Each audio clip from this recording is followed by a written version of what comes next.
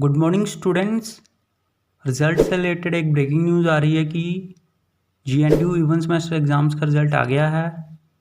तो जिन जिन क्लासेस का रिज़ल्ट आया है वो हैं MSc chemistry USHS 4th semester, master of arts in political science 4th semester, master of technology urban and regional planning 5-year integrated programme 2nd semester, BSc B.Ed 4-year integrated course 8th semester.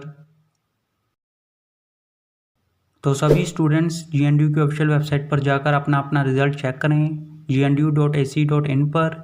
All the best सभी students को। उम्मीद है कि आप सबका result बहुत ही अच्छा आया होगा और सभी स्टूडेंट्स पास होंगे। तो जैसे ही किसी और क्लास का या फिर किसी सेमेस्टर का रिजल्ट आता है तो हम आपको बता देंगे।